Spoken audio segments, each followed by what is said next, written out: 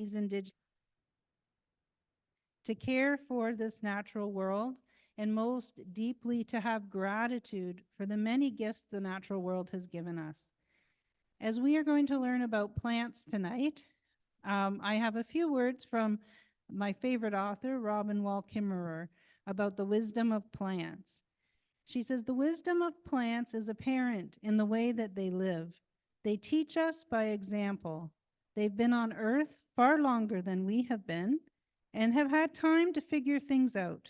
They live both above and below the ground, joining the sky world to the earth. Plants know how to make food and medicine from light and water, and then they give it away.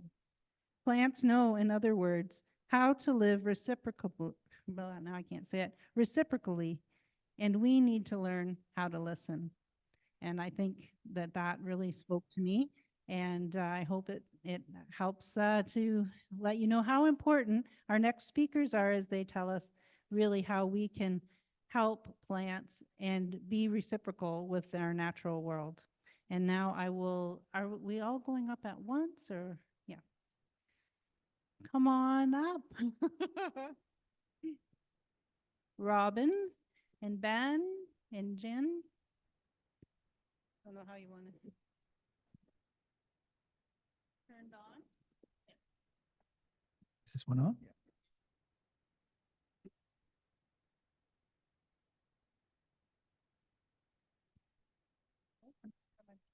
Hello? Testing. Hey, good evening, everyone. My name is Robin Reily. I'm happy to be here and grateful for the opportunity to be part of the Green Party's ongoing series of educating people on environmental themes. The theme I'm going to talk about tonight is cover crops. And when I say the word cover crops, most people would think about, you know, if you're a large scale farmer and you've just planted acres and acres of corn, maybe in the fall you're going to grow rye to balance the soil and things like that. That's not the kind of cover crops I'm talking about. What I want to talk about really is just how at a small scale of a garden, of your backyard, you can use cover crops. And the beauty of that is you have so many more opportunities to use things in so many different ways. I just want to get Lenny to run through a few pictures here, not to talk about the pictures per se, but just to show you what I mean by small scale. And I would say that the format we're using tonight is generally a kind of Q&A format. So I think we'll only be talking 10 minutes or so, and then jumping into questions and having dialogue amongst ourselves here as well. So hold your questions, but have lots of them.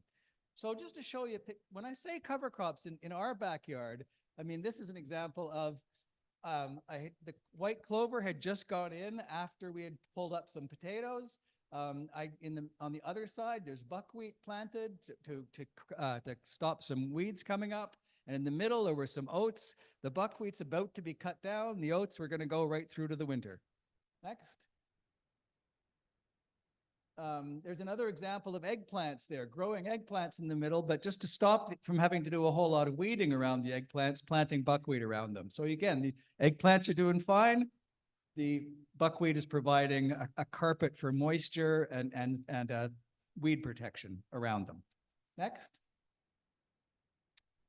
Sometimes you want to leave things for a couple of years. So red clover, for instance, is a great nitrogen fixer. It's really, really good. So this is like 2-year-old red clover, and it just becomes a forest. Next. Vetch is an interesting thing. We have some haskaps and some grapevines and one thing or another. I wanted something to put nitrogen into the soil around them, so I planted crown vetch. It's pretty good. It makes nitrogen, all this kind of stuff, but it also grows like mad. So it's a kind of a mixed blessing, this one. You have to weed it out a lot because it grows so fast. But it does provide lots of nutrients for for perennial fruits that we're growing. Next. Even on raised beds, just end of the year, this is like October, putting oats in. Just again, I'll come back to why you do this, but mostly now I'm just trying to establish the idea of the scale we're talking about. So that's, again, just raised beds with oats in them. Raised beds with buckwheat in it. Next. Trying to use buckwheat. In this case, on the left is raspberries, and I'm trying to keep the raspberry shoots and runners from getting into the vegetable garden. So it's basically a wall of buckwheat that I can tear out and rototill every so often just to stop the raspberries from spreading. Okay, next. Actually, this is what's it? Phacelia. Again, a great bee plant, grows like mad, pretty, but also blocks out weeds. Next. Sorghum, also called Sudan grass. Just again, a very tall plant, grows 3-4 meters high, great for shading out the ground, makes lots of vegetable matter for decomposition and for your compost heap. Clover, again, if you want something to walk on, and it also makes nitrogen, white clover is great. Okay. Next, if there is a next, that might be it. Okay, that's great. So why would you not want to do this?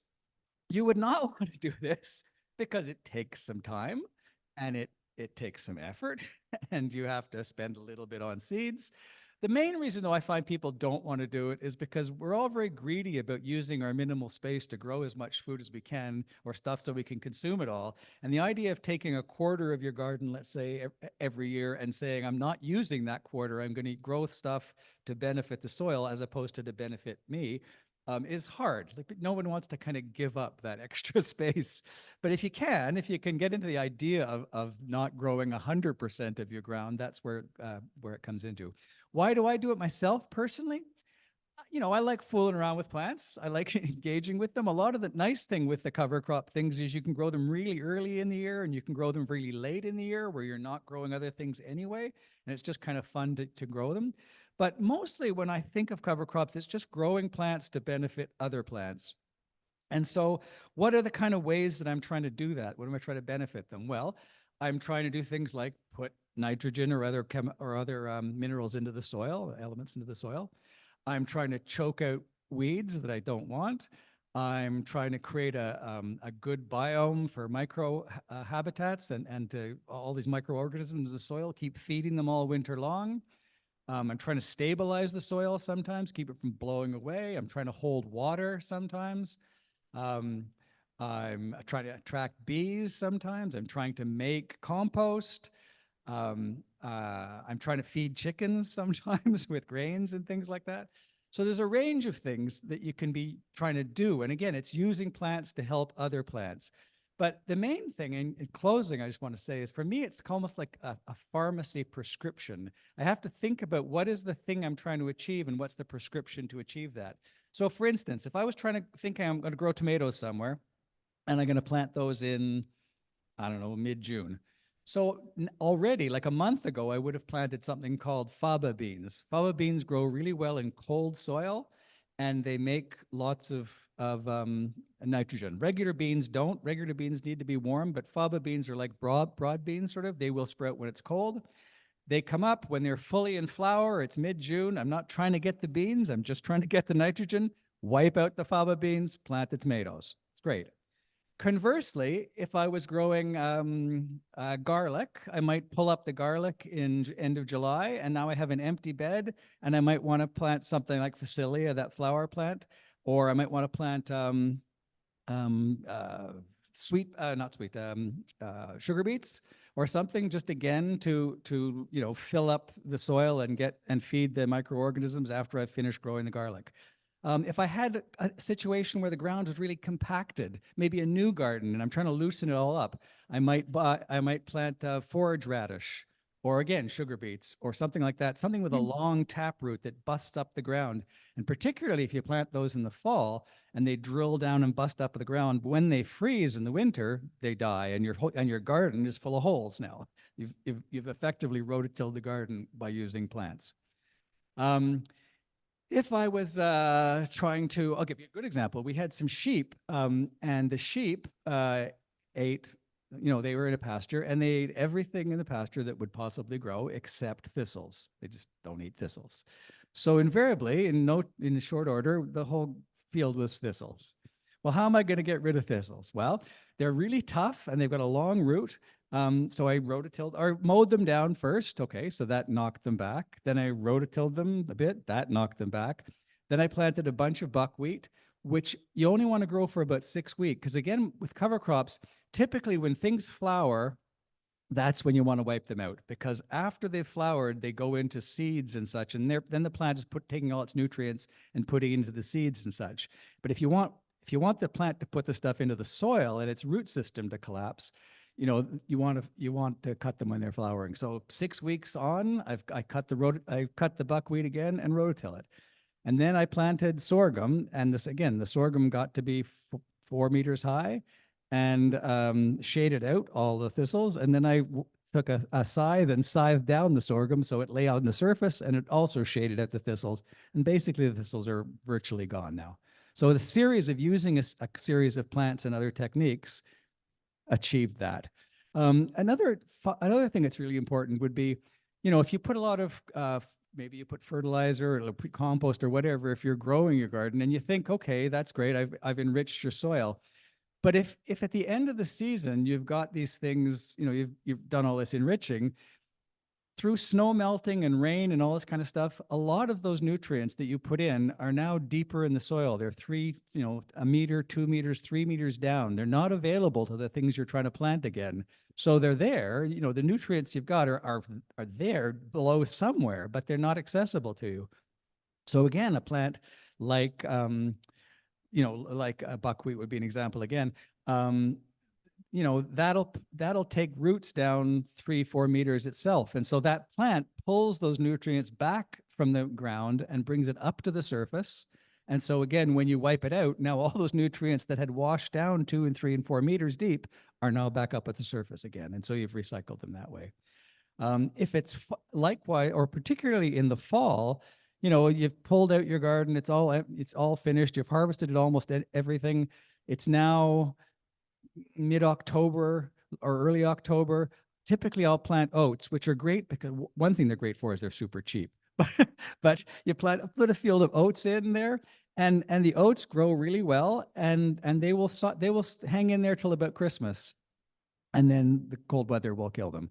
But basically what that means is the roots of those oat plants, all those things that are starting to wash down all your nutrients from the stuff you've harvested, all those nutrients, as their roots break down, the oats are reaching down, grabbing those nutrients and pulling them back up to the surface. And also all those microbes that are in your soil trying to live on something, all of a sudden the oats are giving them a root system that will carry them through the whole winter, so that come spring, those microorganisms are still close to the surface. So again, it's thinking about feeding things like that. And so we can, if you have questions later, we can talk about that prescription of what the problem is and what the treatment is to suit that problem, and how you can use plants to serve your purposes that way on a small scale. And again, the beauty of doing it on a small scale is you could use 20 different kinds of plants for 20 kinds of treatments and have one thing happening here and another thing happening over there. And that's not something that's available to a large scale farmer, because they have to work at a much larger scale. Now they can do some things differently. Often when you talk for farmers, you'll hear them talking about rye. And again, rye is a great cover crop and you can plant it in November. At a small scale, not so good, because rye is so tough and its root system is so extensive, it's hard to wipe it out unless you have a giant tractor. So again, some of the things you might do, you wouldn't do as a large scale commercial farmer, but other things you could do that they can't do. And understanding what that prescription is really important to to using plants as your allies in your process to grow other things that you want. Okay, thanks.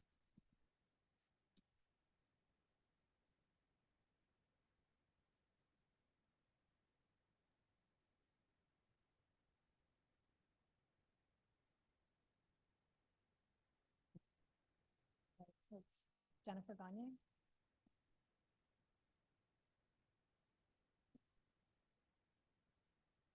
Hello.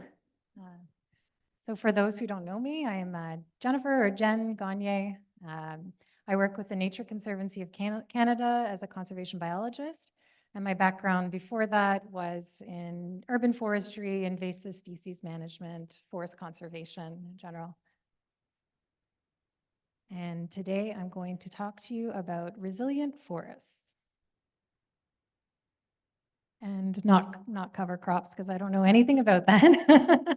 I mean, a bit, but I have a lot of questions for Robin after, actually. All right, so when I'm talking about a resilient forest, that's a forest that can persist through stress, through change for a long time.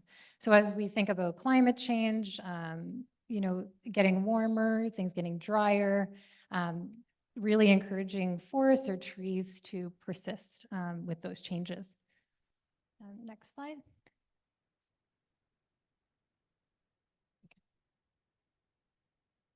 So my talk is going to be a little bit high level, but happy to go into more detail with questions and conversation after.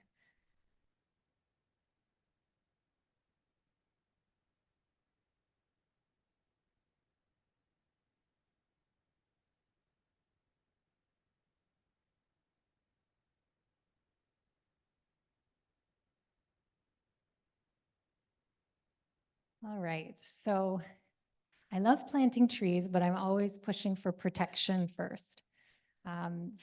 Just for the reason that forests have established over a long time, if we start to cut them down, we're fragmenting forests, we're reducing the ability to have those forests as they exist again. One forest, a large forest, it can do incredible things for carbon storage. So if you think about one large tree, it can store enough carbon in its lifetime to support the average car driver, the amount of carbon that a car submits, just for one tree. So imagine a forest, what that can do. And then when we think about all that storm water, that would just be very polluted, not available for access to people, to wildlife and everything. A forest can absorb and filter, tens, hundreds of thousands of liters of water in a year. So as we're thinking about what we can do, I think one important thing is just how can we protect what's already there? How can we keep forests connected? How can we keep large interior forests so that it can support a lot of habitat? So if we start building within forested areas, we're fragmenting that forest. If we don't have a 200-hectare block of forest, we're not going to be able to support all the species at risk that are within the area. So we want large forests, but we also want to have a lot of interior forests, and even small forests play a big role for certain species. We're going a bit through. It's okay. So the slide that passed was just about, so we're managing large forests. Let's just leave them alone as much as we can until they need our management. So that includes, trees on your property. Let's not over prune them. We don't need trees to all look standard and beautiful. Pruning is typically better when a tree is small, but we can leave forests and trees alone to do their thing. However, with increasing globalization and things moving around, plants and insects moving, we have a lot of invasive species. So sometimes you need to manage invasive species. We don't need to eradicate everything, but just limiting spread or doing what we can, targeting smaller populations or populations that are closer to very important critical areas is where I would target actions. Next slide.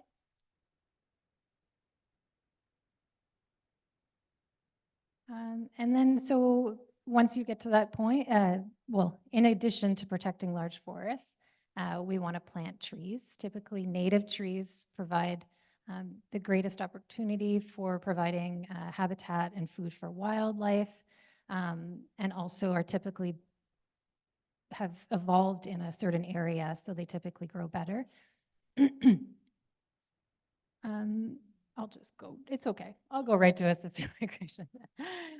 So native species first. However, as we're looking at the climate's changing, what can we do? Is there any way humans can assist moving genetics or species populations to a different area? So you want to plant, it's okay. Um, uh, Well, I mean, I can go on just if anybody wants to know specifics about species to plant and everything, we can go through that after. That's all else I was going to say on that slide. But then I just want to touch on assisted migration. So assisted migration is the human-mediated, um, humans moving species genetics to different areas, often to support a changing climate. There's 3 levels of assisted migration. So there's population-assisted migration, which I would typically recommend when you're taking seed sources from areas that are warmer. So let's say you're worried about an area warming up, so you want to help those species, more hardy species, and bring more hardy species into an area. You might want to think about having seed sources from either further south within that seed source area, or even just further in order to increase that genetic diversity. And the second one is range expansion. So that's where you can plant Carolinian species, which we all know. Well, I'm going to assume a lot of people know that grow very well here, considering the climate that they have. That's similar to what we have in southern Ontario. And then the last one is long distance human-mediated migration, which is bringing species that are much further away. So we have species from Europe or other places in the world, which isn't typically recommended to do. So as we move further from our native species, our seed source, it is that those trees may grow very well here, but they're likely not going to provide the same food source or habitat for food source for species, for wildlife in the area. So I'll just end with it all comes to embracing diversity. So when you're planting, you want diversity of species, but you also want diversity in terms of the length of time that those species live, how quickly they grow. So thinking if I'm putting together, a forest, or I'm expanding on an existing forest to try to increase that interior, then I may want to plant, pioneer species like birch or aspens, species that will grow quickly and provide that shade, and then have the native species growing as well that can take over once those pioneer species have come to an end. Diversity also, in which I'm maybe we'll talk about later, in blooming periods. You can have aesthetics and you can have beauty by planting trees that bloom all season long, or plants that bloom all season long. So I think like targeting diversity in all aspects, not just in species, is the way that we can create extremely resilient forests, even with climate change coming. Thank you.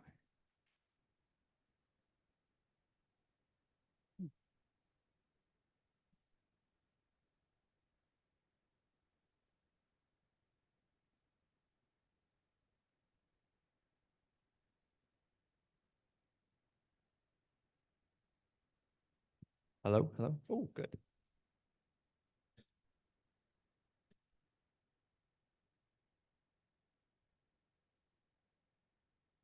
Yeah, good.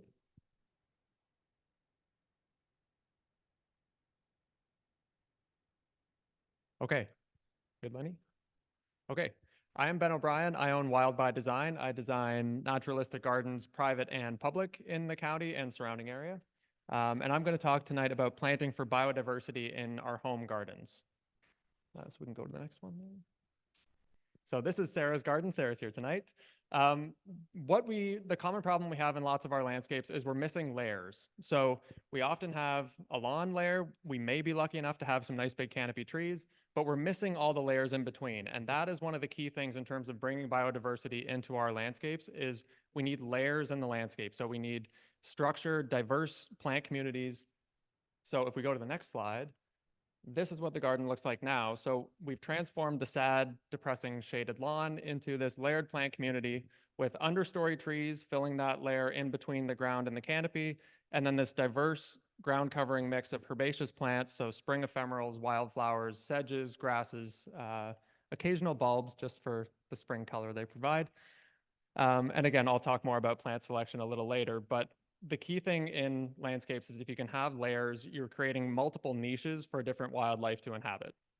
So that's one of the key things. A blank plane of lawn and then some canopy trees does something for the birds that use those trees for cover, but everything that needs those mid layers of the edges is missing out on the habitat unless we reintroduce it. Go to the next one. So this is another garden I've designed. This is in Wellington, and this just shows you what you can do with that dense ground cover herbaceous layer. So again, one of the things we fall victim to in design landscapes is sort of a plant here, a lot of mulch, a plant over here, a lot of mulch, and a plant over here. Nature doesn't do that. No, I remember there's a nurseryman in the United States named Roy Diblick, and he has this great saying that nowhere in nature does 3 inches of mulch fall from the sky every year. It just doesn't work that way. So the more densely you can cover the ground with plants, the better value you're getting in terms of habitat, ground coverage. You're also helping the soil, insulating the soil, cycling nutrients because the root systems of all of those plants are living and dying every year. So nature doesn't do mulch and little tidy plants here and there and everywhere. Pack things full of pack the ground full of plants so that on that left image, that's sort of late May, early June, and the entire ground is covered with plants that we've designed and planted in that landscape. The other fun thing about just packing your garden full of plants is it can be so dynamically seasonal over the course of a year. So again, if you just take the tokeny little approach of a plant here and some mulch and some plants here, it doesn't really do anything dramatic from season to season. Versus this garden, that's the exact same place about a month later. So you get these really transformational moments of the garden looks dramatically different in May than it does in June, than it does in July, than it does in September.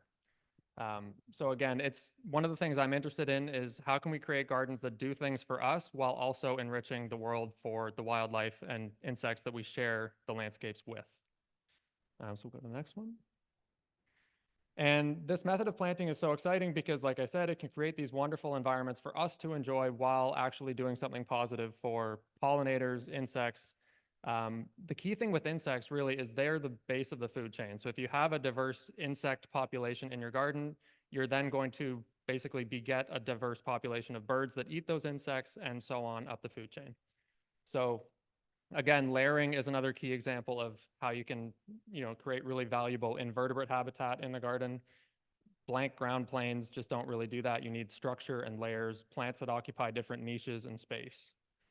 And again, it's the nice thing to sort of know that we can apply our efforts and human agency through gardening to create something positive. Like we're not always forces of ecological doom and gloom.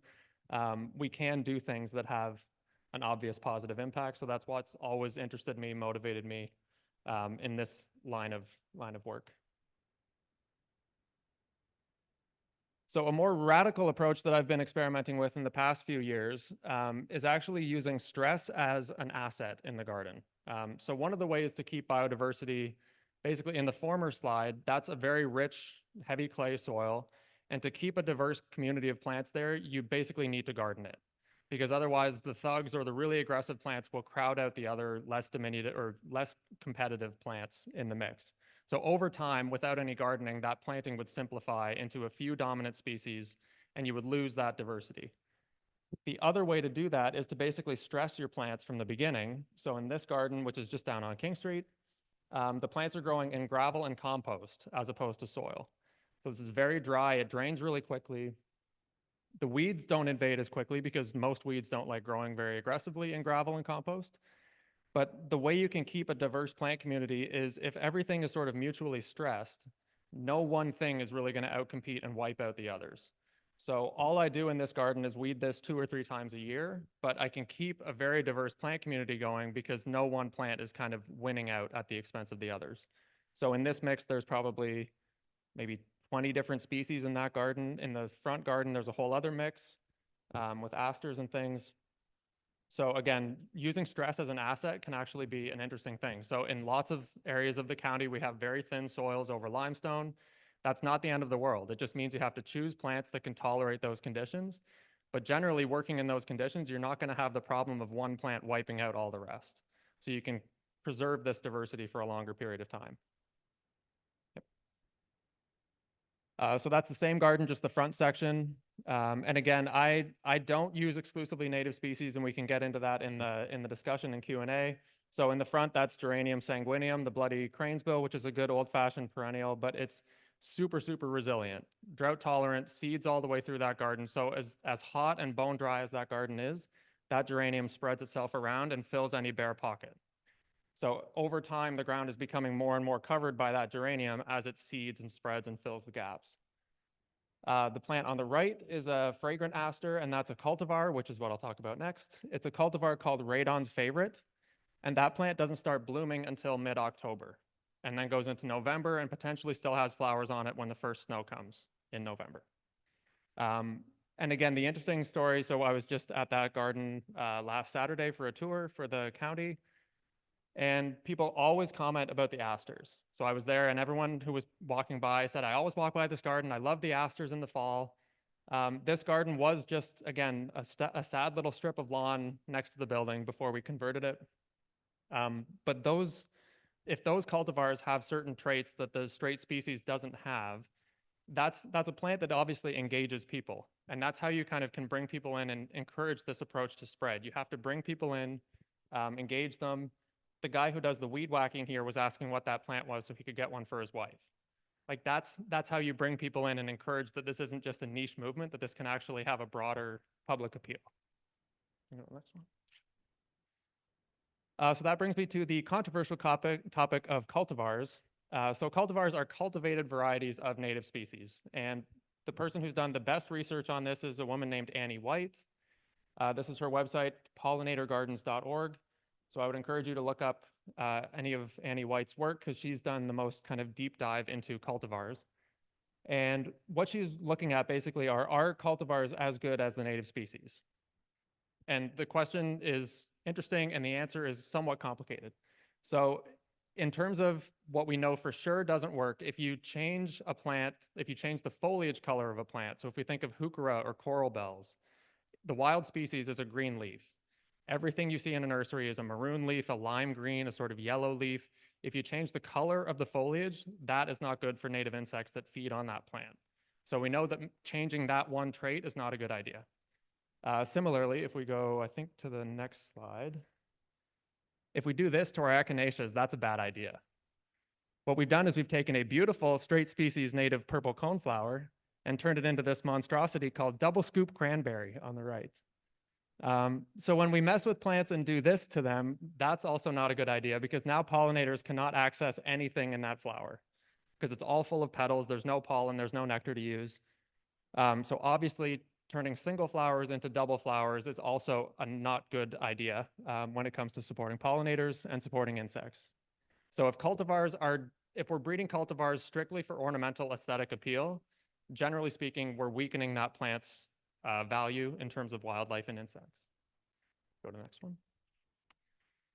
Now on the left is the straight species Echinacea pallida, a beautiful native prairie plant. On the right is a cultivated variety called hula dancer. And the thing with that one is it's not all that different from the species. So in terms of pollinator value, they're pretty close to equal. I think in most cases, what Annie White has found in her research is most insects still prefer the native species, but as long as you haven't messed with the structure of the flower too much, the difference isn't really that great. So this is still offering something to bees because they can access it. It's still going to have seed in the winter that the birds will come and eat. So if we're tinkering with plants, if we want to kind of change a color or maybe extend the bloom season or take out some disease resistance, if something gets powdery mildew and we want to take out that trait, that's where I think cultivars can kind of play a role. Go to the next one. And the really interesting thing on the left is the straight species Phlox paniculata, the garden phlox that many of us will grow. On the right is a variety called Phlox paniculata gina, which is a wild occurring cultivar. So this is a sort of a chance genetic mutation that someone found growing in the wild, I think down in Tennessee or Mississippi or somewhere in a southern state. And what they found at the Mount Cuba garden in Delaware, I believe, they did a whole trial on native phlox and they looked at it for pollinator value. And they found that the most popular phlox was Gina over the straight species. Because for some reason, there's a mutation with this flower that it has higher nectar content, higher sucrose, which is what the butterflies go for. So when they were counting butterfly visits to the phloxes, Gina ranked above the native species. Now, the other benefit with Gina is it doesn't get powdery mildew, which a lot of our phloxes get later in the season. And again, I think that's an argument for using cultivars, because if we're trying to bring people along who may not be, fully ecologically converted, if we can show them a plant that looks fairly neat and tidy, attracts lots of butterflies, that's a plant that's going to win them over. If we say they have to tolerate the fact that it looks terrible after it flowers because it's covered in powdery mildew, they're never going to grow that plant. So in a way, Gina is kind of a gateway plant to getting people to use native species. Maybe they'll plant that instead of butterfly bush, a non-native species. So we're getting them to move in the right direction. And I think that's sort of, again, what cultivars can offer. Now, the last slide is, this is another one of my projects in South Bay. This is a seeded wildflower meadow, about 1/3 of an acre. So context also matters with cultivars. I think in public sites like the garden on King Street, in urban gardens, they have more appeal, more value, because it's more about aesthetics and trying to bring people along and, again, get them to take those baby steps in the right direction. If you're in an area like this where you're surrounded by marshland and, wonderful untouched habitat, I think there's a case where in that setting, it's best always to use the straight native species. So again, context is sort of everything, and it's a very, interesting, contentious topic. So I'll leave it at that, and we'll open it up to questions, but I think there may be some questions about cultivars for sure. So we'll leave ourselves some time.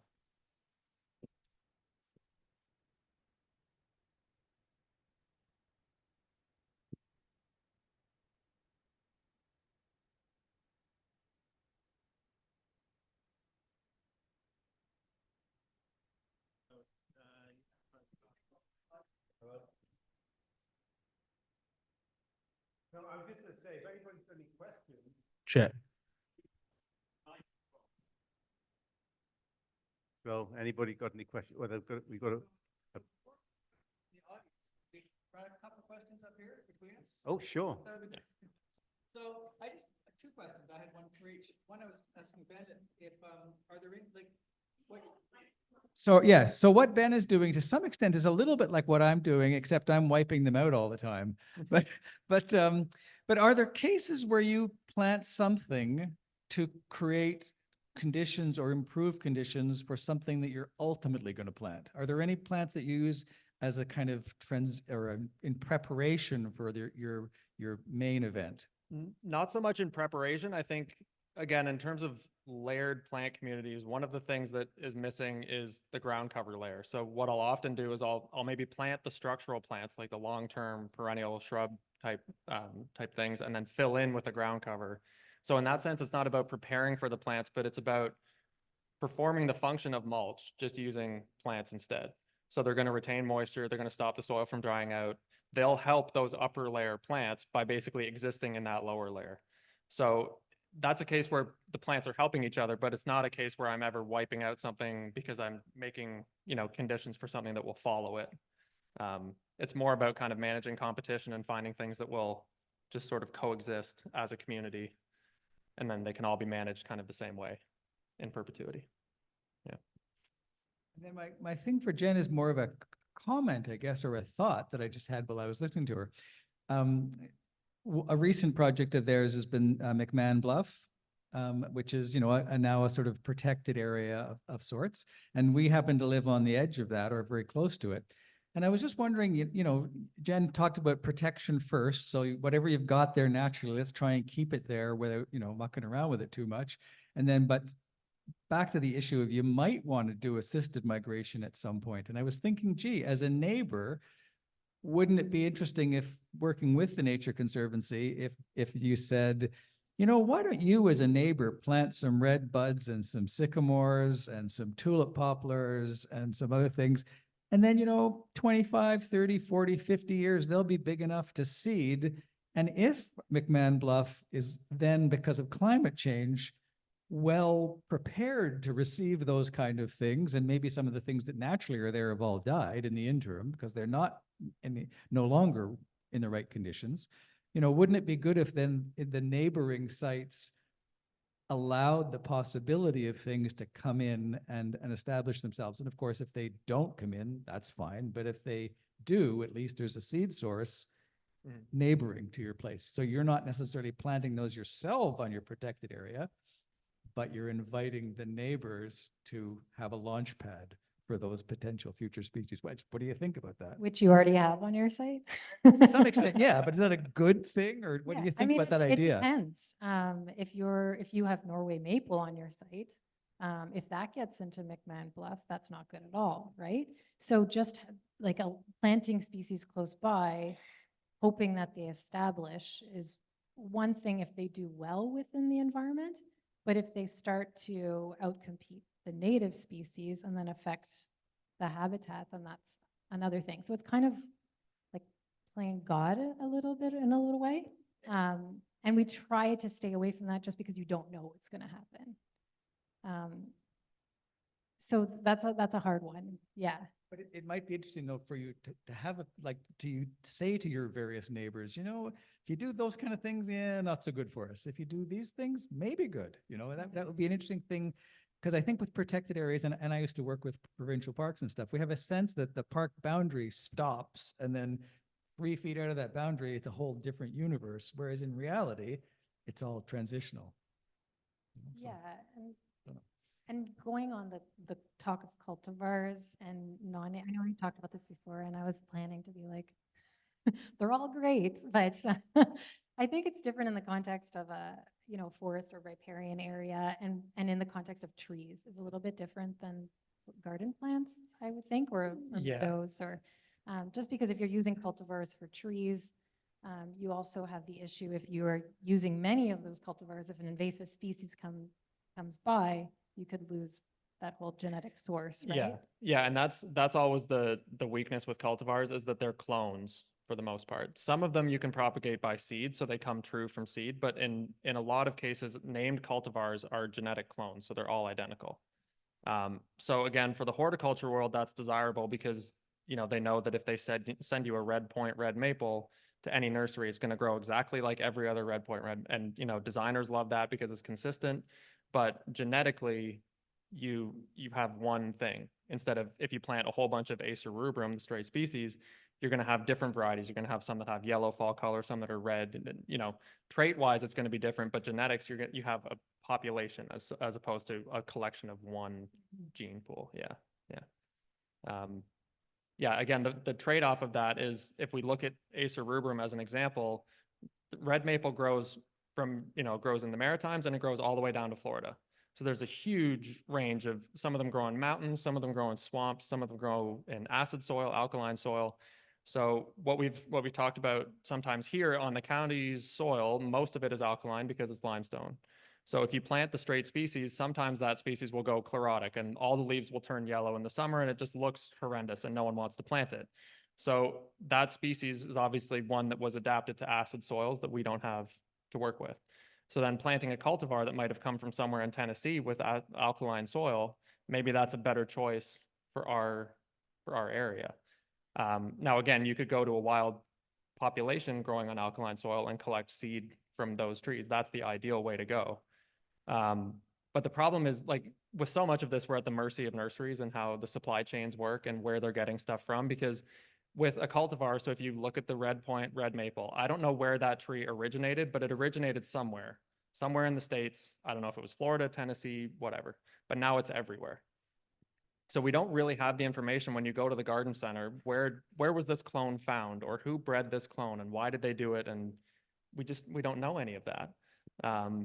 So it's a really complicated thing when you get into, because even the straight species that you see at a nursery, you don't really know where the seed was from, unless it was from a native plant nursery where they can tell you, I collected this at this site, and which is, that's few and far between. There's some really good native plant nurseries, but they're not at scale as much. So stuff. Some nurseries get very angry when you constantly ask them where their seed source Yeah, because they is don't from. know. Yeah, Yeah. because they're buying in stuff that's been started somewhere else, or they're buying in plugs from some other, and then you'd have to basically do supply chain tracking from 3 different supply, and you have no idea ultimately where the original came from. Yeah, it's really difficult.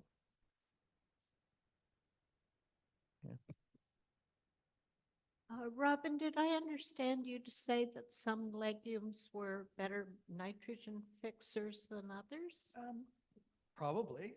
I mean, no doubt they are. But what I was really trying to say is that some legumes will fix nitrogen at cold temperatures and others won't. So for instance, peas are pretty good at cold temperatures, but your regular kind of household, string bean is not.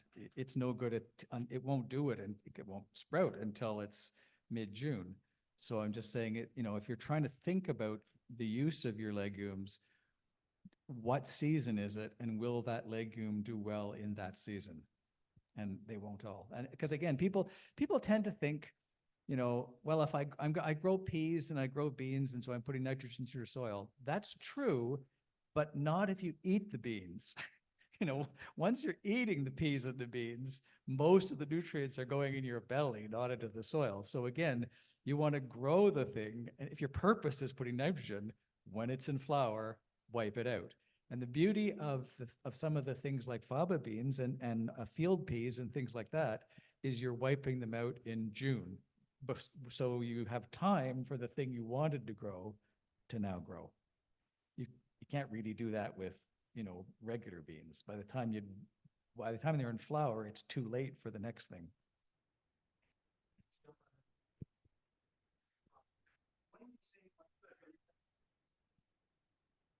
I'm going to self-identify as an ignorant city kid.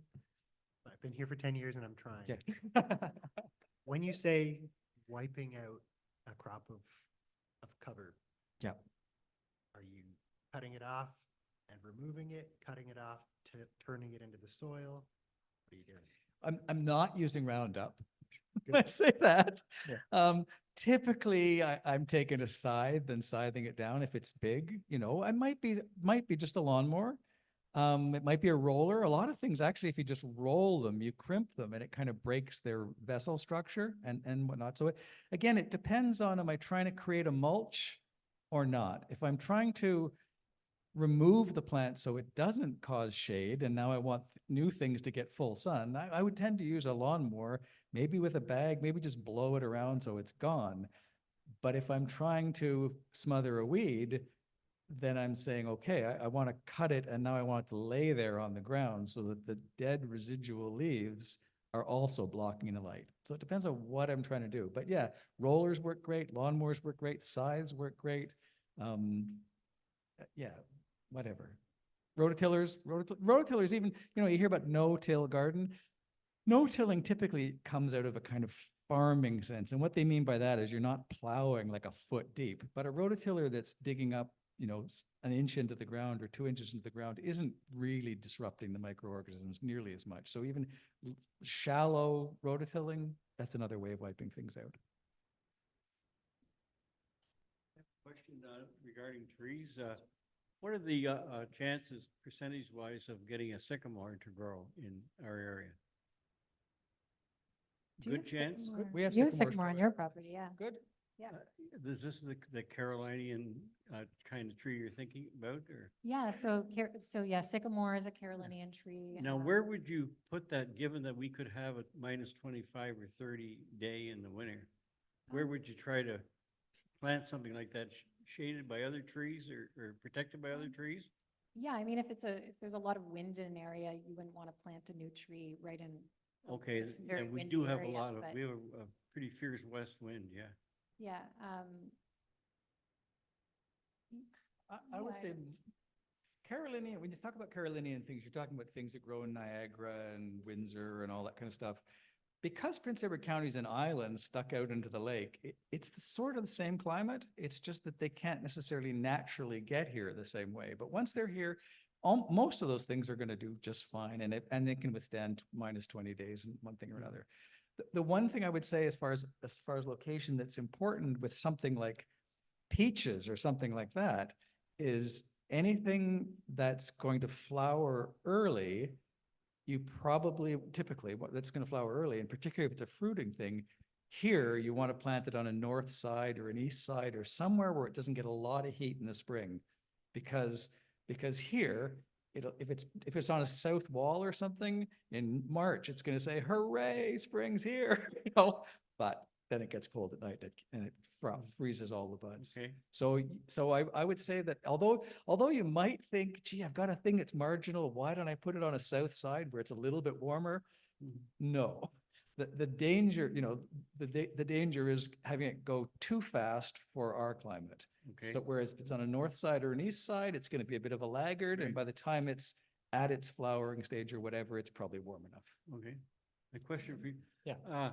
I've had zero luck planting phlox. Uh-huh. I mean, I just can't. I've had many attempts and got nothing. Yeah. I go to the golf course and there's phlox growing all over the place. If it's blooming in the next month or so, it's not phlox. Oh, So phlox blooms sort of late summer, July, August. I mean, my granny does the same thing because along the Millennium Trail, Yeah. it goes crazy. It's sort of That's pinky right, purple. exactly. Right.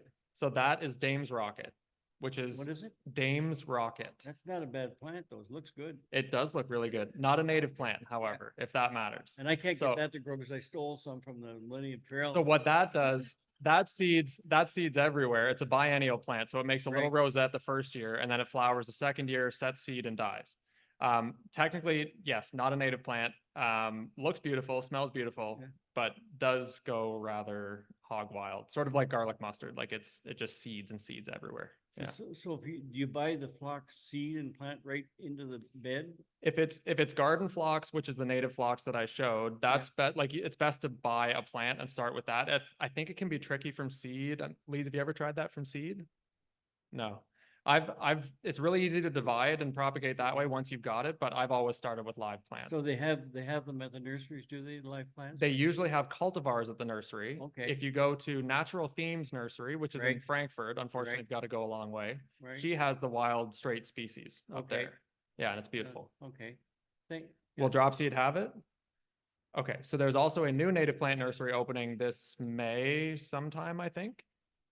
May 2-4 weekend out on Old Milford Road. So they're going to open. They will also have seed grown native species there. So Okay. they may also have it. They're going to start a new business there, That's right. that's wonderful. Yeah. Yeah. Yeah. Well, thank you very much. I appreciate that. I have to tell you, this was extremely interesting, guys. I enjoyed each one of your presentations. I do have a question, and it may seem like a silly question, but it's mostly to Robin and likely to Jennifer, but I go to the park a lot, Sandbanks, the outlet sector, sorry, mostly is where I go. And I said to my cousin goes with me a lot, and I said to her the last time we were up there, there's all these dead trees around. I mean, on the ground. I mean, they're down, okay? And they've gone down in winds or whatever, or just died maybe and fell over. I don't know. So, and they leave them. So I guess this is a silly question, but they don't go around and kind of remove some of that. Is it because they want it to get decayed there that gives back to the earth? Is that what they're really doing? I hesitate to talk too much about, Sandbanks related management things. Yes, 'cause I I know. don't do that anymore. But as a general premise, I think the real answer is it's just too labor intensive and too expensive to do what you're talking about. But having said that, I know was reading an article in British Columbia, where you see these giant Mhm, wood type yeah. things and you see these Well, trees yeah, lying on the big ground and all trees, this kind of yeah. stuff. And it was saying that in terms of biodiversity, by far, the maximum amount of biodiversity that tree supports is when it's rotting on the ground. Yeah, when it's dead. So a lot of the nutrients, a lot of the stuff that's been pulled out of the soil in that tree, is hugely nutritious for the surface. And so it probably is a good thing to leave it Yeah. rot. But in truth, I think in the instances you talk about, it's largely because there's just not enough time and money to go around cutting things up. If you really wanted it to decay faster, not a bad thing to cut it into pieces and stuff. So more of Yes, it sits yes. on the ground and speeds up the rotting process. Okay. But you could do that. Because it does look untidy, somewhat. And I mean, if you're going on some of the trails, you know, I'm not saying they're in the way, but they're kind of, and that's what I said to Becky. I said, you know, like one trail, like they're at the beginning of the park, kind of. And so, but I just assumed that they are just going to leave. There's a lot, I mean, you know, over the years, I mean, and so it seems that, yeah, and cutting it up would be an easier way of doing it. The other thing I would add too here is that, and back to our discussions about assisted migration and such, Yeah. is if you look at the forests of this part of the world, you know, to go back, like, you know, chestnuts are gone, beeches are going fast, elms are gone, basically. White Yeah. ash is going fast. There is something called oak wilt on the horizon. There's something called woolly adelgid that gets hemlocks and stuff. And so there may be a lot more stuff lying on the ground now than there would have naturally been. And so that's one of the challenges. Our forests Yeah. are changing. A Mhm. lot of the native species are threatened. And then you have to scratch your head and say, gee, what do you do about that? Yeah. Because obviously biodiversity implies variety. Yeah, If lots of the variety is yeah. disappearing Mhm. Yeah, because of it- being, you know, we're more global now and things Yeah. can move all over the world, all kinds of insects and funguses and stuff like that. So, yeah, things are not, yeah. well, the elm is tricky. is the one I miss. Elm is a good. You yeah. know, I remarked to somebody, I don't know, not so very long ago, you know, there's not the elm around. When I was a kid, Right. there was more elm trees. And we had a huge one in our front yard that unfortunately came to be struck by lightning, which Mhm. kind of didn't do it any favors. And then it got Dutch elm. So in the end, Dad cut it down because again, it was Mhm. either dead or dying. I mean, from both those attacks on it. And which was really sad. I remember that tree, you know, just being this beautiful, tall, and you just don't see them around. So why particularly is that? Why what? Why aren't they around? Because of Dutch elm disease, Mhm. which came over from England Oh, okay. in packing crates and particle, you know, in Yeah. pallets. And same thing. It's just like beeches, copper beeches. There's a beech tree, a copper beech in Halifax Public Gardens that was brought from Europe. Yeah. And that contains a canker that's wiping out all the beeches. But to go back before your time, Irene, before even you were little, 150 years ago, Yeah. not exactly here. Yeah, I'm no, not no, sure, no. sure about here, but like New York, Pennsylvania, Ohio, those places, almost half the forest would have been American chestnut. Chestnut, yeah. And there would have been 3-4 billion American chestnuts. And they Wow. would have been there, the dominant tree, for Mhm. 10 million years. Mhm. Gone in like 100 years. Yeah. Again, there's a chestnut blight. So a lot, you know, when we look at our forests and say, oh, look at all the maples and the elms and Yeah. the ashes, and those are all things that have got a real start because the chestnuts got wiped out. Well, and the interesting thing I always wondered, because I went to a seminar where they were talking about oak forests in the southern US, so in sort of Tennessee and the Midwest. And they said as soon as you control fire, if you don't let fire whip through these oak forests, you get more maple and more of the species that are intolerant of fire. And then what happens is you get more shade on the forest floor, which means you get less oaks because oaks need more light to germinate. So the way they're actually managing some forests in that part of the world is they're going through and thinning out all the maples.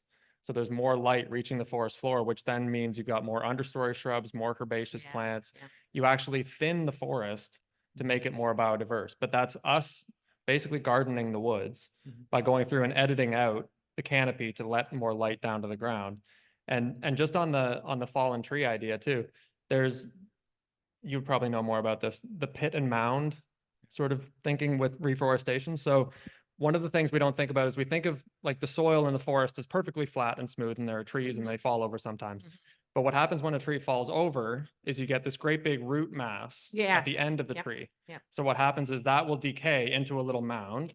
And when the tree rips itself out of the ground, there's a little pit left behind. Mm-hmm. So what happens is that little pit is a little bit wetter, the mound is a little bit drier, And you suddenly have this variation in topography that starts to happen on the forest floor, which means wet species like it in the pits, Mhm. dry species like it in the Like it in the- mounds. yeah. And there was a researcher in Southern Ontario, Mathis Natvik, who came and lectured at Guelph when I was there. And he was restoring a forest in an empty cornfield. And he went through with an excavator and just dug holes and put the pile next to it, basically to change the topography of the Change, field. So instead of it being a nice smooth flat field, he It put- pockmarked it yeah, full of yeah, pits and yeah, mounds yeah. and then planted those species in those areas. And now it's this incredibly diverse forest because you've created different niches for those things. So like that sort of reforestation thinking is really interesting because we're doing something to that. Like that's us applying our Yeah. knowledge and we're getting a more diverse forest at the end of it. So back The in the la- day, when Dad had to cut down that poor elm tree, he would have given his right arm, I think, to find out how to get rid of that stump, that root, that stump. Because, I mean, saltpeter, I remember him, but that didn't work. So Yeah. it still may be there. I And don't know. there are a few elms, like individual trees in different places that are still surviving, and Yeah. people are saving those because they probably have a slightly more resistant genetics. So you go at Schoharie Road before you hit the Yeah, Yeah. one, that's there's awesome. one elm tree hanging over there. It's an example of, Yeah. yeah, it's a good, like somebody should be saving those seeds because probably there's something in that elm's genetic that's slightly more resistant. Yeah. The final thing I wanted to say to your question too is the county naturally has pretty thin soils, right? Because limestone's pretty close to the surface, especially after it's been farmed for a few hundred years. Yeah. A lot of the topsoil's gone. Given climate change, given increased wind speeds, typically, you take higher winds and thin soils and you have a lot of trees falling over. Mhm. Yes, oh, for sure. And we have had more winds in the county in the last, I'm gonna say 10 years Yep. Yeah. than we ever had before. The only thing that I would add, I know in Sandbanks, they have plantations. So Scott's pine plantations, I wouldn't leave all those to rot. At least removing the needles and the branches, or else it's creating a fire risk. Mhm. But otherwise, And those yeah. have spread like crazy too, because they've seeded as well. Yeah. Yeah. Thank you. Welcome. I wanted to ask about development. I'm told that there's going to be a lot of development in the county because half of Toronto wants to come and live here. So I think I've got this right. If I'm going to do a subdivision, I come to you, Robin, first, and after I've built the houses, I plant cover crops. And then, Jen, I talk to you about which trees I should plant. And then, Ben, I come to talk to you about how I fill in the middle. So I'm joking, of course. The question is, what is an ideal strategy for development if we want a natural environment in a new subdivision? Generally, we plant a few trees, we cut some down, we plant some new ones. It's much more complicated, isn't it? So has anybody got their head around what is an appropriate strategy for development? I just know when I was in Guelph, I remember going through new subdivisions in the south end of Guelph. And the way they had done it, because you have to manage stormwater in all of these developments. So there were stormwater ponds and there were little creeks that were going through. And the houses were sort of laid out in a way where the backyards would back onto these kind of green ribbons or whatever they were called. And they were, you know, decently wild places planted with a whole bunch of native species of mostly trees and shrubs. The herb layer, the meadows was mostly non-native grasses, but better than nothing. But at least those systems were laid out so that for people, you could walk along trails all through those green spaces, but they linked other green spaces up. So if there was a habitat patch here and then another little section of forest over here, they laid it out so that the stormwater channel basically linked those two things together. So it made a corridor between the two patches. So you're still developing, say, 80% of that site, but the other 20% you're at least using to kind of link up with other things that are there, which then brings those species from those patches into the sort of ribbons in between and vice versa. So there's ways to do it sensitively. I live in one of the new subdivisions that was not very sensitively designed, so I'll be the first to admit that, but we're not there yet, but there is a way to do it where it can be fairly sensitive. And especially if you're going for more density, you then need less land to accommodate more people, and then you have more land to devote to green space. But I just know when I was at Guelph, there were some nice subdivision examples that weren't totally lifeless. Yeah, I would say that the biggest issue is planning things out before you talk to experts in terms of, trees or planting what to retain, because then that developer is going to get a number, and that number could be 10 million. And then someone's going to come and say, no, you need to keep this tree, connect these trees, and that's going to cost you $2 million. It's not going to cost them $2 million. It's $2 million less than they thought they could have because they already made this plan with no restrictions, trees. Yep. So I think getting experts involved before planning starts and saying, what's here? What are the trees you want to protect? How can we increase connectivity? Yeah. And then plan things out then. And then that $10 million number is not in their head at the time, Yeah, right? because then they're not looking at it as an empty site. They're saying, okay, within those parameters, I have this much space I can develop, which means this many units, and Yeah. that here's how much I can make on that. But if you start with the premise that I just wipe this all clean, totally different thing, because you can Sure. pack more units in there. Yeah, exactly. And so I've worked with developers, and often it says, no, we have to grade the whole site. This is what we have to do. And then you work with them, and in my time, I've learned a little bit about engineering and landscaping to the point that I can suggest things that they can do.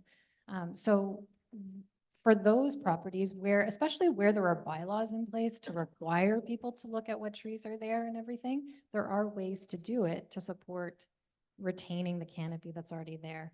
And in the end, having those large trees in a subdivision are going to increase the property value of those houses later. So yeah, definitely ways to do it. I just think that being included in the conversation before that number gets into their heads. Yeah, all the most expensive lots are the ones that back onto green space. Yeah, Those are exactly. the most desirable lots. Don, just a year ago, somebody asked me to come to their brand new house and make a suggestion about where they should put their gardens and stuff like that. And I went, and they had a lovely lawn, all bright green, weed-free, perfect lawn, all that kind of stuff. It was a new house. And so I started probing around to see, and I said, you have a problem. You have no soil. And the reason they have no soil is because, to some extent, developers, like, it takes 100 years to get an inch of topsoil or whatever. Developers will scrape off the topsoil and sell it. Or they stockpile Or it they in stockpile a it mountain. in mounds. And what happens in the great big mountain of stockpiled soil, the outer foot might be okay. Yeah. Everything underneath is garbage. Yeah. Because there's no oxygen, it's all compacted, there's no life happening. So when you then dig into that and spread that out, you're not spreading the soil that you stripped. You're spreading this kind of lifeless Right. dirt, mud, whatever you want to call it. So in their case, what had happened is they had brought in sod, rolls of sod, and they had fertilized it. And so it was beautiful green, the sod in it, but there was no life in the soil. So back to your question, this is fanciful, but if you had a site like that and you had time, the thing you should do is plant something like red clover and come back in 10 years, because 10 years of red clover will give you a decent amount of topsoil. And because it's going to take multiple generations of living and dying and one thing or another to build that soil. And that's sometimes the only way to take a virtually sterile soil and put some life in it. The world of soil is so complicated, and we know almost nothing. It's just, yeah. Yeah, and that's because the thing like clover is fixing out nitrogen from the air. There's nothing in the soil to work with, but it has the ability to take it from the air. What about adding like 25% compost to the top of? Yeah, strip there's been soil. some good research at Cornell, and they call it the scoop and dump method. And that's basically what they do, because they're saying, how can we restore compacted urban soils that are usually terrible for tree planting? And what they'll do is they'll spread like a foot of compost over the soil, and then they come in with an excavator, they dig down into the compacted soil and lift it up and drop it. So it's basically like a mega version of double digging or something. And you do that enough that it does actually start to build up organic matter to the point that you've restored some soil function. It's not nearly, it's not going to be anything close to a native soil, but at least you can start getting some plant life, which then cycles nutrients and brings in soil life. And at least you can start the process a bit faster. The only thing I'd say about that is that people often talk about, well, here's the solution, bring in like a foot of compost or 6 inches, whatever. Where's all this compost? What's your compost? Yeah. I don't know how. Where's it coming from? What went into it? Yeah, Who yeah, can yeah. Get a foot of compost. I from- found Yeah. I found a From good Rockford. source, but it's expensive. Yeah. Like $160 a yard. Yeah, or oh my something. Yeah, God, yeah, exactly. It's yeah. crazy. But one of the key things that I keep coming back to on every project, especially in new construction sites, is soil compaction is the most difficult thing to deal with. Like in a new subdivision, like my house, I know it because I watched a great big dump truck drive over our backyard before they put the sod down and it didn't make a rut. A giant dump truck full of soil didn't make a rut. And I was like, okay. So we're starting with a parking lot. But soil compaction is really difficult because basically if you dig a hole in that compacted soil, as people have in my neighborhood, and plant a tree in it, you're basically planting a tree in a little bowl and it will not have the ability to get out into that compacted soil. So that's always a big, big challenge. But you can buy like $80 worth of forest radishes, Yeah. in a 80-pound, 50-pound bag and spread them out over the surface. Yeah. And they will all drill down and fracture that soil up. Yeah. And then or we had at our house, of course, the other thing too is sugar beets. We planted a whole bunch of sugar beets in one place and they helped break the soil up. And then they got helped by pigs. Pigs going after the sugar beets, instant rototilling.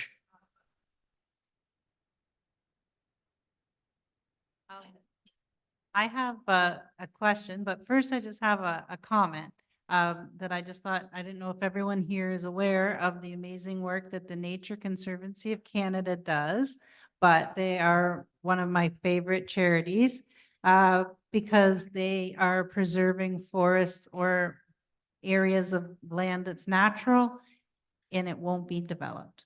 So we don't have to fix it. Thank you So for the ultimate volunteers. They're so great. So if anyone has a few dollars sitting around, don't know what to do with it, Nature Conservancy of Canada or Bay of Quinte Greens. I went out on a walk with Scott Wentworth and he told me to watch or read a book by Talamy about the nature of oaks. Now, I haven't read the book, but I watched a video and I wanted to ask, like, now I want to plant an oak tree. Is that what I should be doing? If I can plant one tree, is that what I should be doing? Yes. Probably. Oaks are my favorite, and bur oak, I mean, it will grow anywhere. Yeah. Yeah. The only subtlety I would say maybe is if I was doing it right now and I was buying one oak, I think I'd buy a white oak.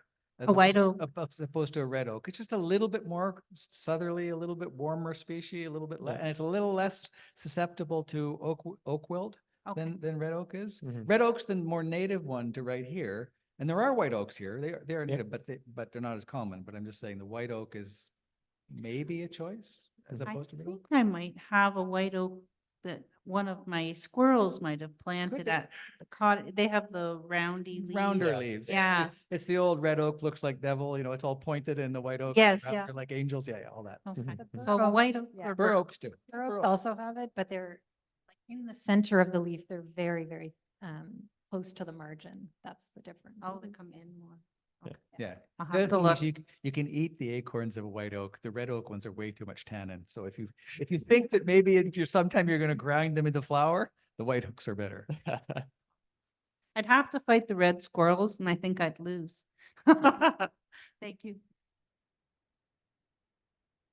Hi, thank you so much. All of your presentations were so interesting, exciting. I think in my next life, I might be a gardener. I'm not in this life. So I have a quick question. Where do we go and buy these seeds for red clover? Like, do we just go to the Yeah. grocery store? Because I have a feeling those seeds Yeah. have got pesticides and crap on them that I don't It's want. interesting, actually. Let's just say again, oats as a for instance, right? Horse oats. The best place to buy them is like at the farm center. The thing is, you buy for $20, you'll get 40 pounds of them. Same thing, buckwheat, you'll get, if they're a little more expensive, maybe $150, you'll get 50 pounds of buckwheat. So it's hard to buy little amounts. That's a tricky thing. Well, I have an organic health food store and I know I have brought Sure. things that I know you can sprout them and so on. So maybe I could. We did a thing, Catherine and I, at CD Saturday a couple of years ago, where we Yeah. just bought like a giant bag of buckwheat and went to CD Saturday and divided them up into 1 pound bags and said, here, $5, buy a bag. We probably doubled our profit, but the reality is for the average person, what are you going to do with 80 pounds of buckwheat? Yeah. My more important question, I think, because that may or may not happen in this life. The development that's happening now, Fawcettville, is under discussion and at the county council, and they had an excellent presentation about a week ago. I don't know if anyone, I mean, I don't even remember who did it, but it was basically to light a fire under the council and for them to develop, as other areas have done, an environmental policy that has teeth, and that when a developer comes in to, like, can I get the permit to build this? Yes, and these are our guidelines. So we don't have that now. And I don't even know what the land at Fawcettville looks like.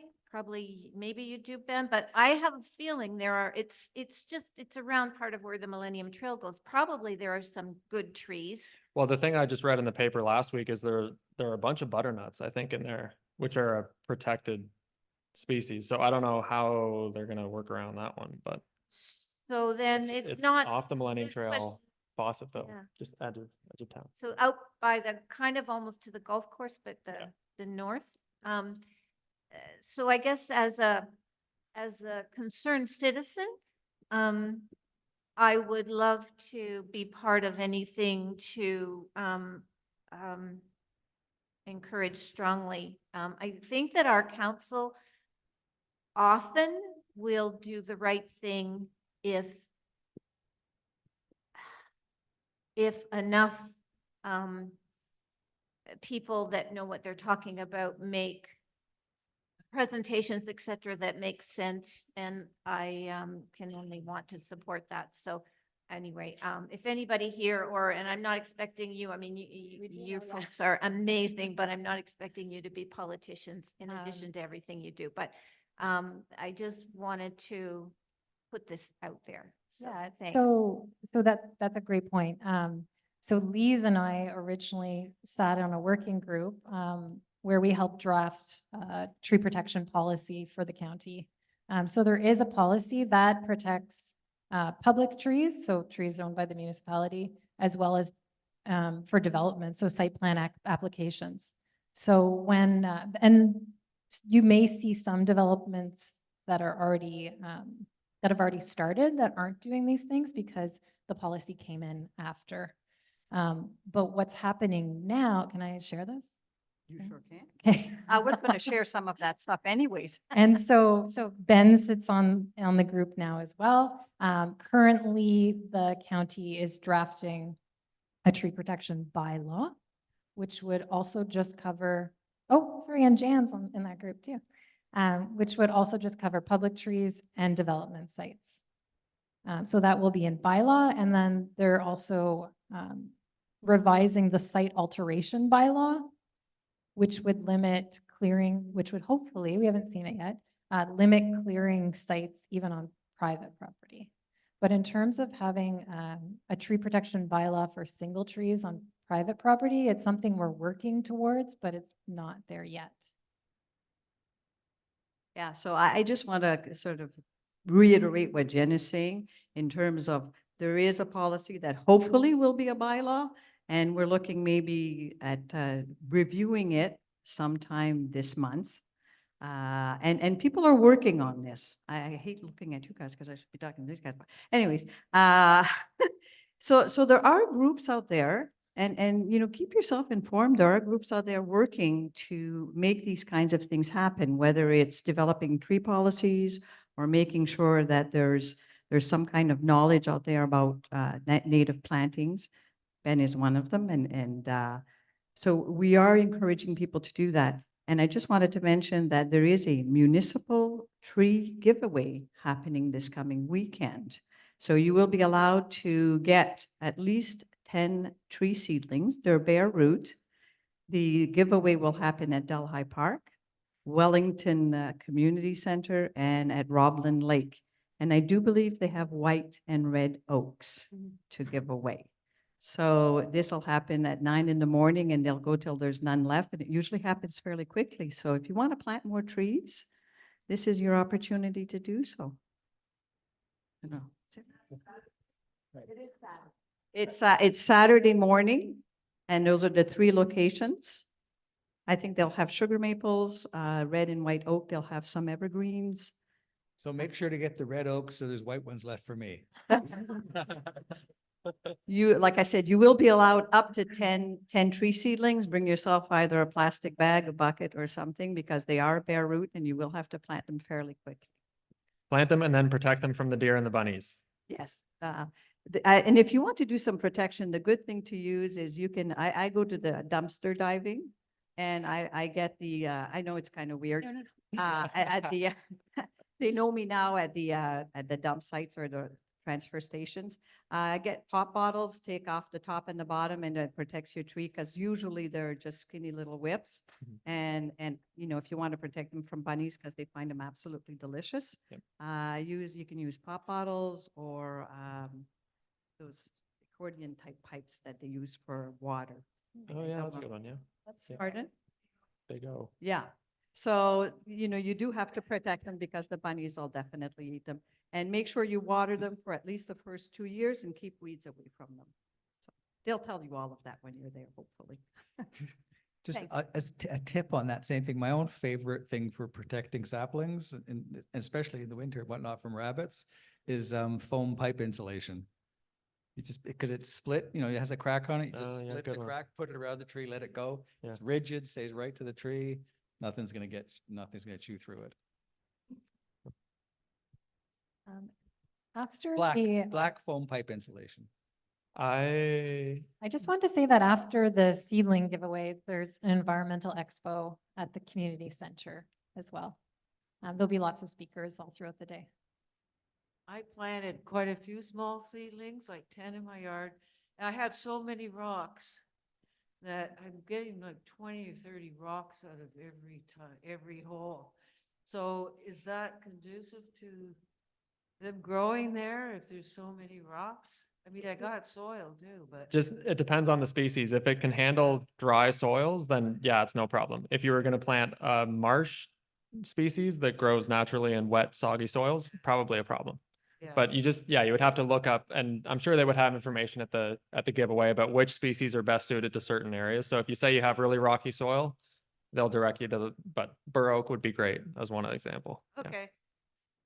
I want to, just before Dawn speaks, I just want to do a little promo here for something is the Milford Market used to run here. We used to have like a farmer's type market in Milford and it hasn't gone for a few years. I'm trying to revive it and my intention is to try and revive it for the month of August and September, early September only, because that's when people have surpluses of stuff to sell and give away. But I'm hoping to give it a flavor of a place you'd go not just to buy stuff, but to talk about how you grow stuff and to try weird things, like if somebody's never tasted a pawpaw or whatever, a market where people could, or if people have weird tools that they particularly like and they want to share with other people. So if anybody has any particular expertise or talent or weird thing that they like to share with the world in a kind of educational way, I'm hoping Friday afternoons, August and early September in Milford at the market. So if anybody, I would welcome other people to join me on that. Maybe Ben would come and chat there for people Oh, for the sure. afternoon a little bit. Just as, again, more of an educational market than a sales market. Although if you're buried in string beans, by all means, bring them and sell them. Thanks. Good idea. So Laurie has asked me to mention that there's a seedling giveaway at Belleville Market Square on Saturday morning too. So can I ask It's the season of plant sales. Or giveaways, yes, both. Okay, thank you. So look, can I ask a final question? And so it's, I'll consider it my right as the organizer. Look, in the county, we have natural core areas and corridors. And, you know, I've understood them as features on a map, but it doesn't really come to life. Has there been any discussion in terms of biodiversity and connecting areas, Jen, as you suggested? What should we be doing with our corridors between natural core areas to really make them encourage biodiversity in the county? Support the Nature Conservancy of Canada. I mean, with our work, that's one thing that we do is look at how we can, you know, work with local landowners or or also purchase or have donations of lands that are connected to other areas. So not just jokingly, I'm a little biased, but we do a lot of great work around protecting those corridors. Also, there's a lot of organizations in the county that are doing similar work as well. Talking to your counselors, pushing for these tree protection bylaws. There's Greenpoint Forest, which you may have heard Sheila Kuja talk about, how important that area is. And what's happening often, or what happened there, is that a large property was sold for just over $100,000 specifically for the wood. And this is really important oak hickory forests that should have been protected. I mean, I'm sure we could have found that $100,000 to protect old growth forest.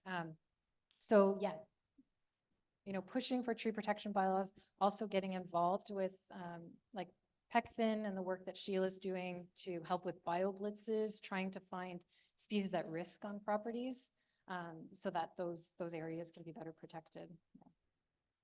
Don, this is not exactly an answer to your question, but your question spurred the thought in my mind. 50 years ago, a guy called Jared Diamond wrote a book called Island Biogeography, or Island, yeah, maybe that was it.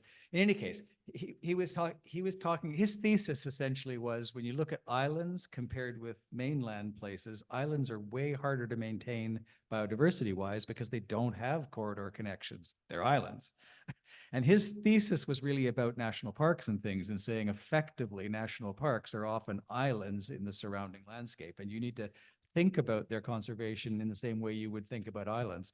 But where it comes back to your question is, because the county is effectively an island, corridors here don't work nearly as well as elsewhere because it's an island, right? And so you even have to work harder in a place like this to maintain biodiversity and movements and such, because there isn't an external world with stuff coming in easily from adjacent properties. It's Lake Ontario. It's not an adjacent landscape. And so this is a challenging place to do that. Not easy, the county. My only thought on that, again, it's a large macro problem that I don't really know how you solve, but I just, in passing over the 10 years that I've been in business, I've seen a lot of really interesting landscapes in the county. And like, one that comes to mind is this woodlot out in Point Peter, where I was cutting trails through the property. This client had, 100 acres, and they wanted to have some trails through it so they could go and walk through the entire property. So I was just out there with pruners and saws and kind of cutting my way through and cutting them a little path network. And they had this maple, I don't know if there were any beech in it, maple hickory, maybe woodlot at the back, right near Point Peter. The forest floor in May is covered in hepaticas, like by the thousands. Like, this is a very specialist woodland plant, and it's just under private ownership. And I'm looking at this woodlot thinking this is probably one of the higher quality, forest remnants, just by having all of these understory. Like, a woodlot full of thousands of hepaticas is a fairly old growth, probably untouched forest, but it's just under private ownership. So I don't know how you create some sort of incentive program for the next person who inherits that property, who may have no interest in the fact that they have all this land and doesn't do anything in the woods, doesn't tend them in any way, doesn't, potentially goes and cuts half of it down to put a bunkie back there or something. Like, I don't know how you have an incentive structure to say, look, you have a really special landscape here. Here's what you need to do to be a good steward of it or something. So we actually do private land owner stewardship reports. So if anybody knows of these properties, you can get in touch with me, and we might be able to do a project where we walk the site, we look at what's there, assess different ecological communities, and then provide recommendations. And the next phase, which is hopefully going to happen, is helping with the implementation. So but it's almost like, how do you protect that in perpetuity? Because that site is a conservation area, essentially. Like, in terms of biodiversity value, it's incredible. But ultimately, on the land map, it's just a parcel of private land like any other. So I don't know what you do about that, but as much as we can to preserve and educate and tell people what they have and why it's special, I think that's at least what we can do to start. Well, guys, thanks for coming out. It's been a wonderful evening, so thank you. Thank you.